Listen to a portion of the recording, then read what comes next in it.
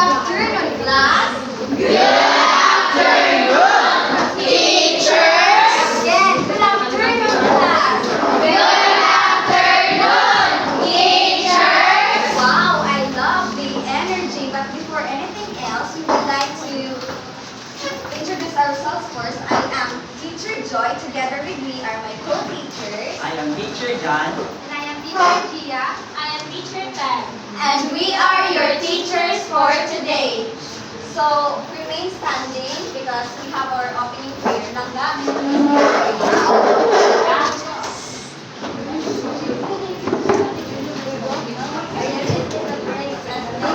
Yes, we are ready to pray. Father, the Son, the Holy Spirit. Amen. Who art in heaven, holy be your name. Your kingdom come, your will be done. On earth as it is in heaven.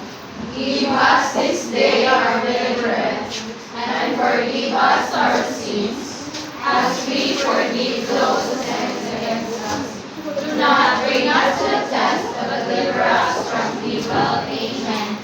In the name of the Father, the Son, the Holy Spirit. Amen. Before sitting down, I want you to reach out all the trashes under your chairs and arrange your chairs properly. And please do remove the bags and put them in the bag.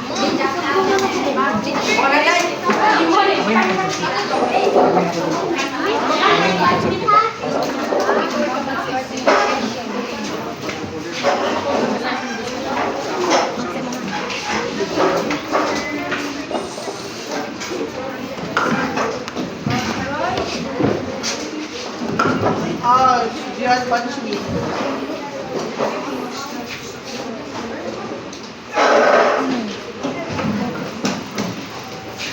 All clear? Okay, settle down everyone. Right now, I'll be checking your attendance, but instead of saying present, you say your favorite thing to do. Is that clear? Yes! Okay, very good. Charlie, Favorite things you do? Sleeping. Wala yung sleeping. Giselle, Sleeping, teacher.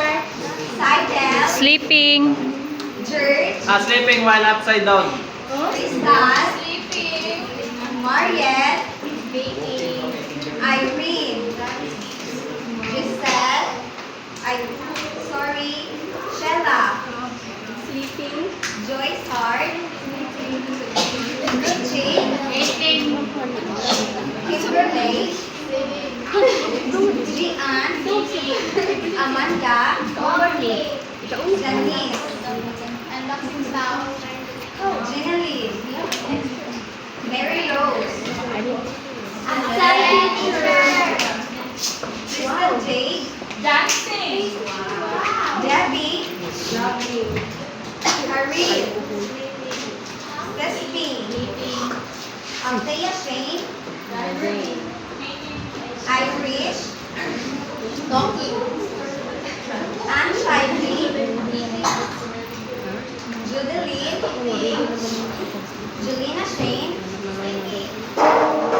Lalaine, Lynn Mark, Ready. Lizette, Juna Grace, Angel, Sherilyn, Jasmine, Kimberly, Aisha May, President May,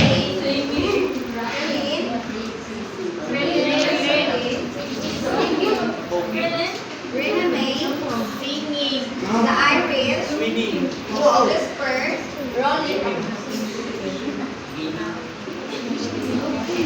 Wow, good job. Majority of you are present right now. Very good class. Before we proceed to our discussion, I have here some simple classroom rules to make sure that we have a great learning environment, okay? Yes. So our classroom rules are simple and based in the acronym Alright. So first we have here active listening.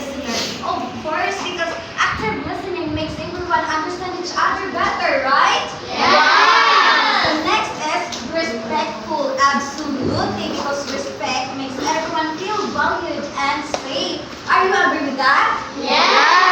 So the next is think before you act. This is so very important because we need to think before we act for us to prevent mistakes and hurt someone's feelings, right? Yes.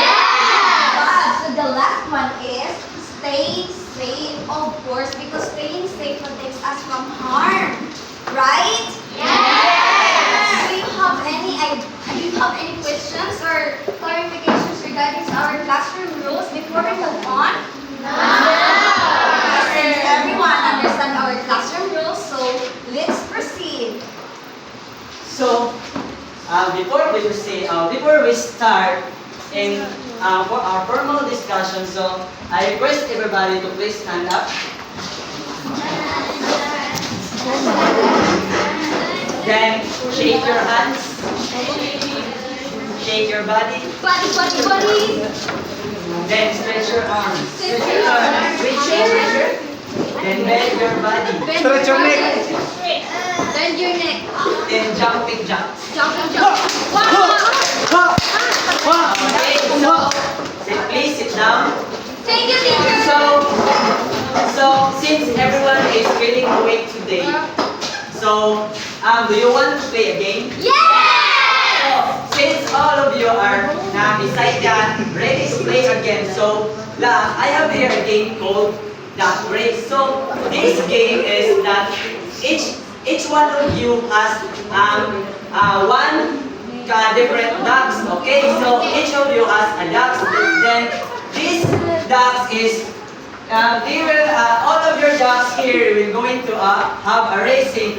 So the one who will finish, who will go to the finish line first will be the one to become a detective and will be the one who to guess the pictures to be shown later on. Understood? Yes! All you need to do is to guess the pictures and match what certain object is match or pair to that object. Understood? Yes! Okay, so let's sit back, relax, and cheer for your ducks. Okay? Yes! Let's start the race in 3, 2, 1. Go!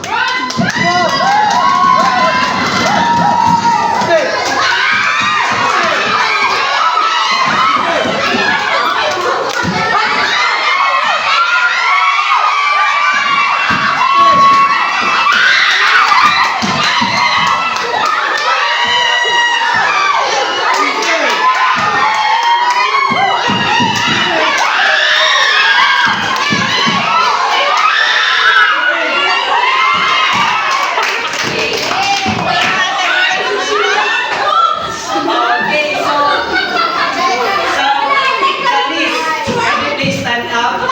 Okay, so based on the picture shown, which object is matched in this column? The second one and the third one, teacher, are matching. Okay, so let's try if this her answer is correct. Okay.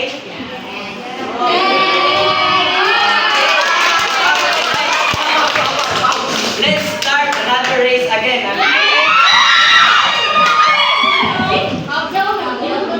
Hoy.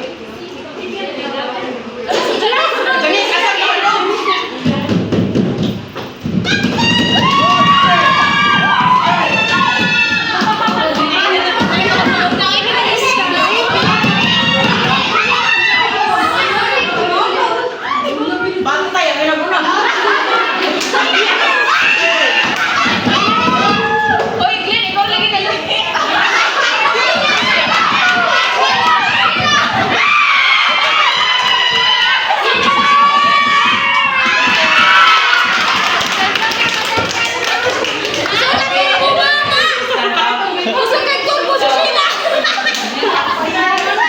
So guess the picture to be shown. So which picture is matched to this picture? First and third teacher. This one? Yes. Okay, let's find out if your answer is correct. Wrong. Okay.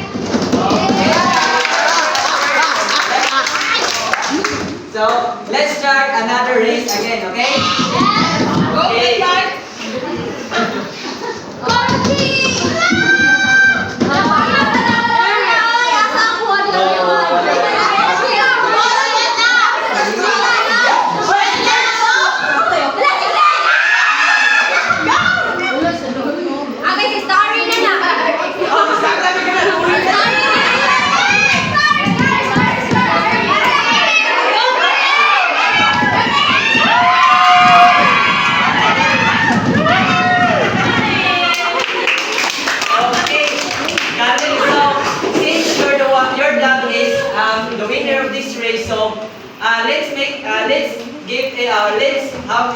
so before you answer the question or the picture to be shown, show us your favorite pose, okay? So show us your favorite pose. Sige, 1, 3. Show it everybody. In front, here in front. Okay, very good. So which picture or which object is matched to this object? Here in front. Okay, let's find out if your answer is correct. Okay, very good. So let's have another and the last race. Okay? Okay, let's start.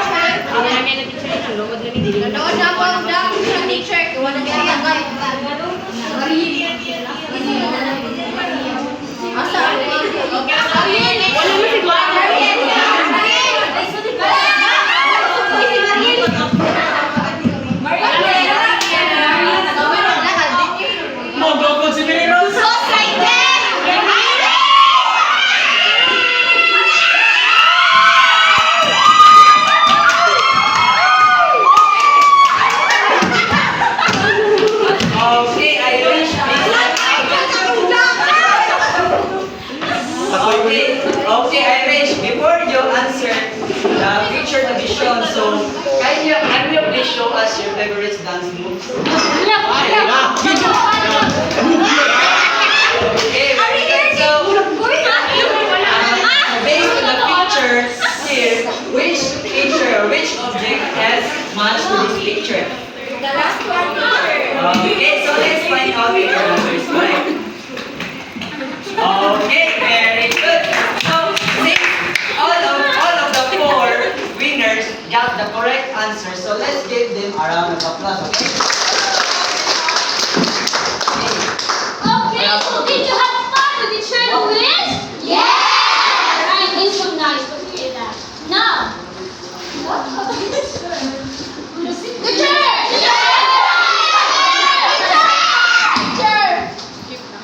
Shane, the chair! Oh, very good. Richard! Kimberly! The chair! The chair! Angel! Oh, very good. Thank you so much for that. Now, how did you differentiate those pictures? How did you differentiate those pictures? Yes, they are different in forms and colors. Oh, very good, Jeanne.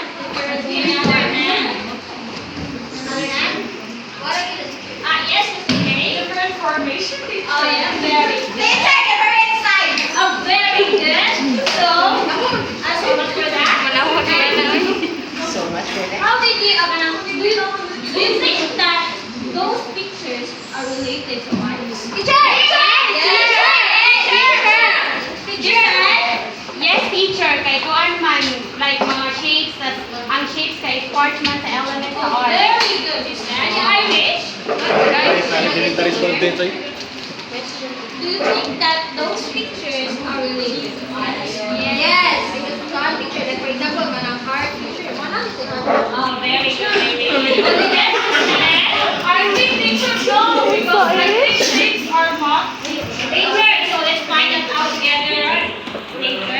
And exactly that. Those pictures are related to ours because our topic for today is elements of art, which is the shape and the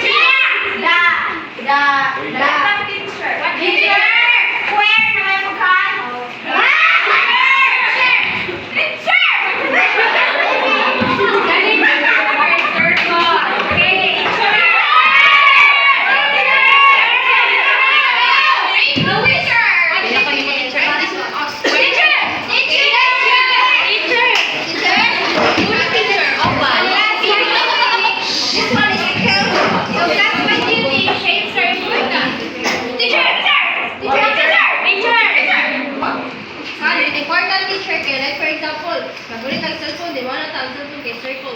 Yes. Correct. Picture! Very good. Remember each thing. Story that follow in a circle and triangle or oblong. Teacher! Teacher, for example, teacher no, magluto magdugan yan. Tapaw, lahat mo kayo bisuldan ni mo ng plot teacher. Di ba ka ng bonus na siya teacher? Bawal teacher important because it helps us interact and understand the world around us. So now let's move on to colors. Everybody can you read? As a result of reflected that can stir emotions. So color is what we see with light boxes of things. So here are the examples of colors which are red, blue, and yellow. So I have a question. What comes up to your mind when you see color red?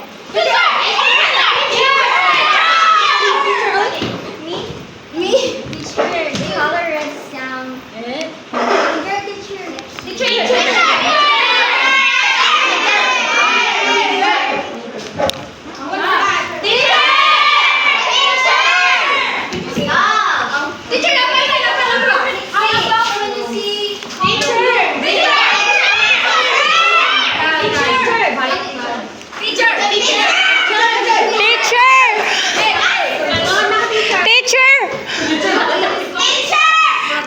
Teacher! Teacher!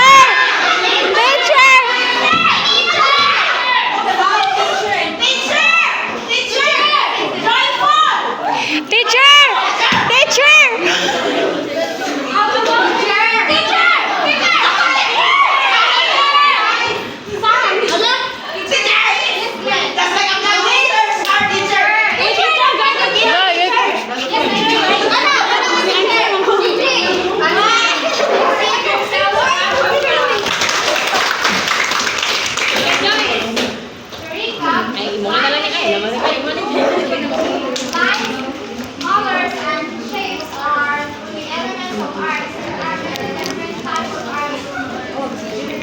Now I have a question. What are the different elements of arts?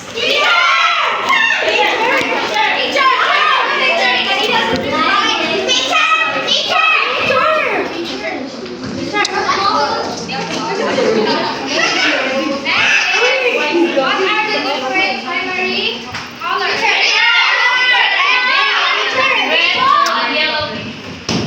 No, it's wrong. Correct. Teacher, very good. Let's give Angel and the other type class. So the next is, what shape do you use when you want to draw a house?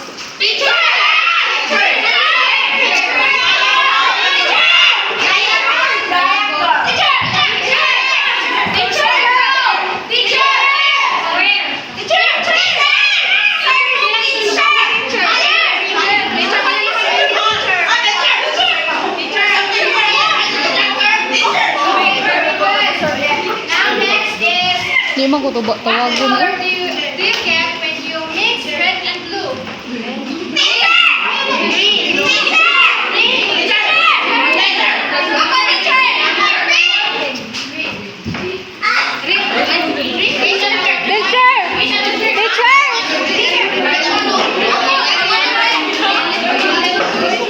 Okay, let's give ourselves a round of So, keep quiet class.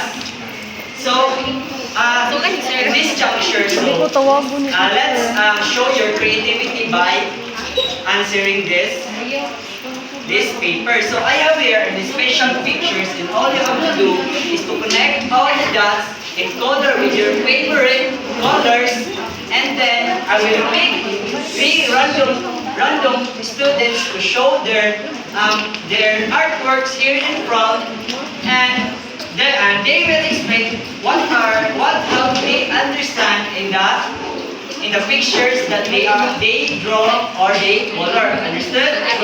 Also, so you only have 5 minutes to complete the task. Okay? And there is a space there, and you will put the name of this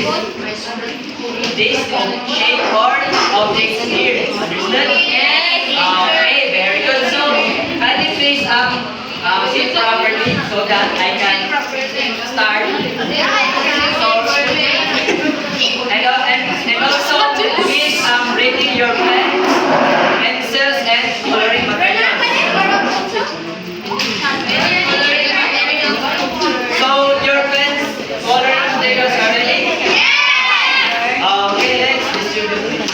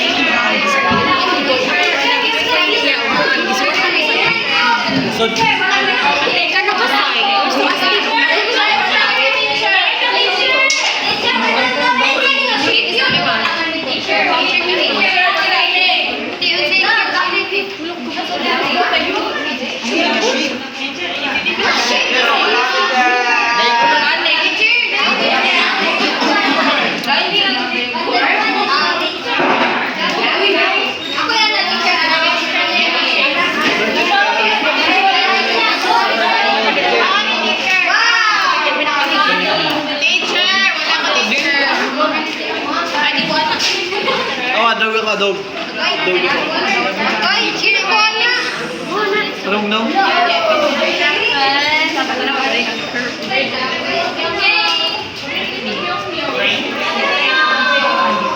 So, your timer starts now. Class, your timer starts now.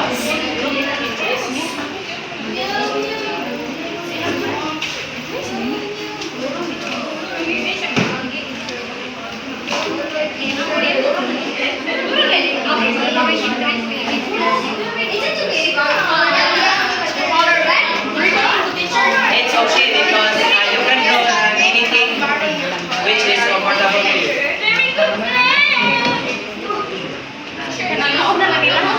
Wow, very good. Very good. You want some? Yes, I want picture. Yes.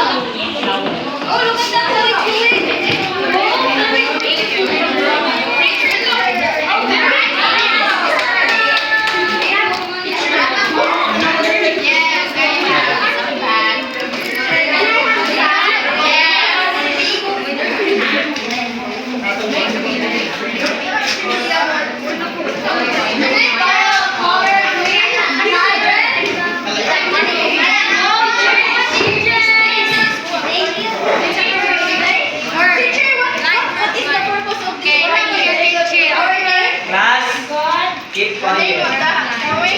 Just draw, focus. Yes? Yes, at the lines. Yeah, at the lines.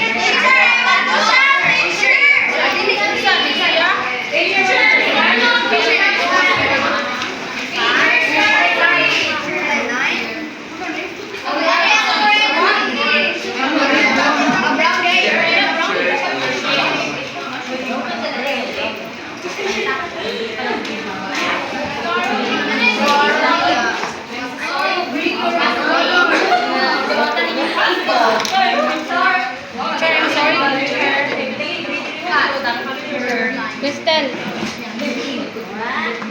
Crystal.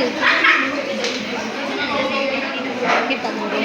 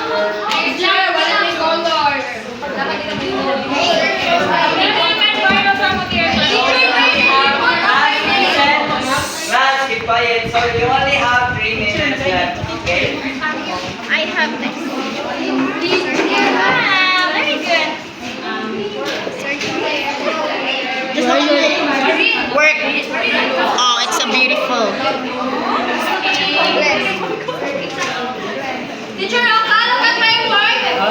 Wow, very good Irish. I'm done, teacher. Wow.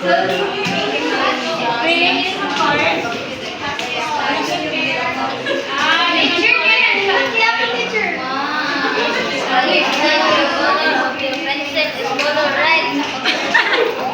It's not orange.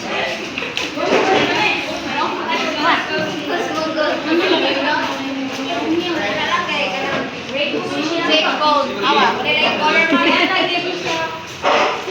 Wow, you're apple is a very thick.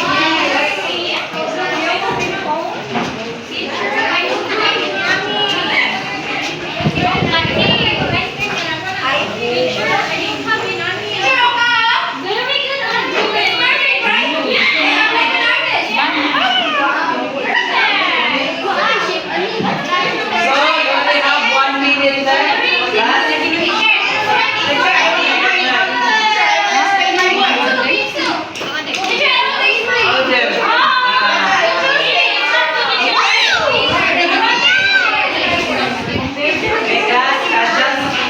Keep your artwork, okay? Because very good, so play that later on.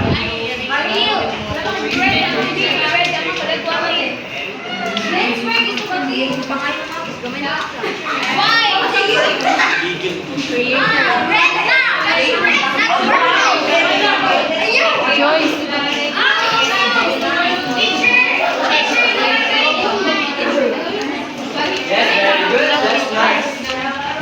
Artwork is nice.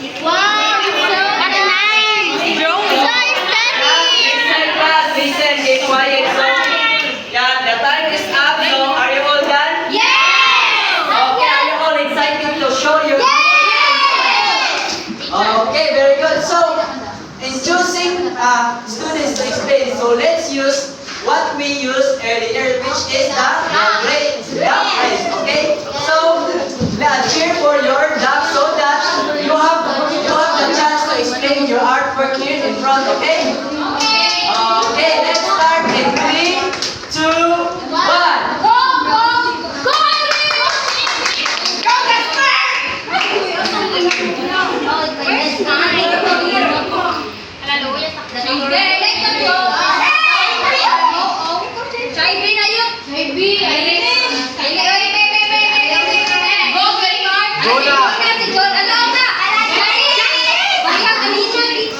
Ala, si Dennis na Okay, Janice.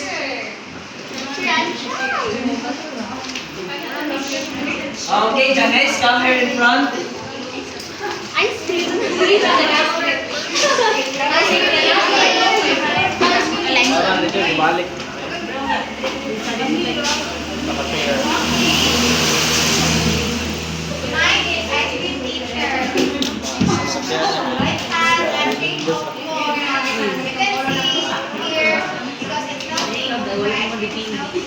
Okay, very good. So, let's give Janice a mosquito clap. You think we're good? Okay, let's do it together, okay? Okay. So,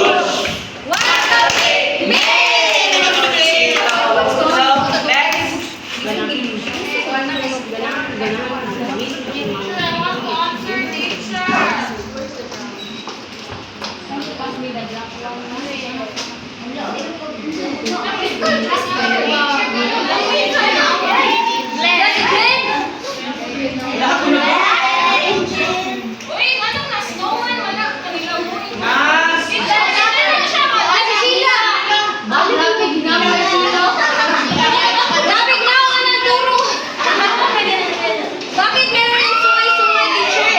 Okay, Sheila. Please come here in front and explain your artwork. So, where's Sheila? Okay, so let's choose another student. So,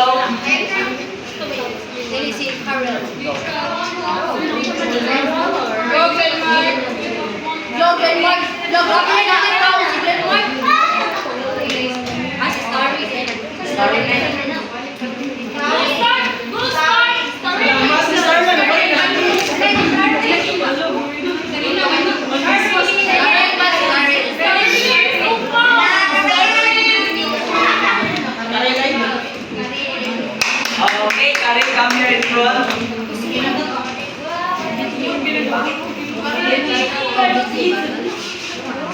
please explain your artwork? I have here an isolate. It has a shape of curved line.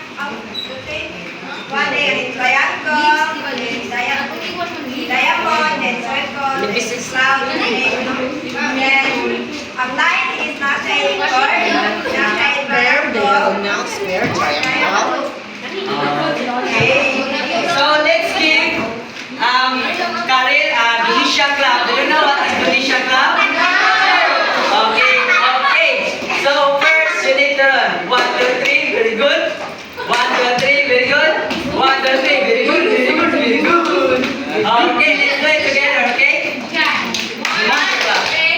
1, 2, 3, very good. 1, 2, 3, very good. 1, 2, 3, very good, very good, very good. Okay, so since our class is start, so I will choose random students, okay? So Teacher! yes, Giselle. I have a flower. Come here to the front.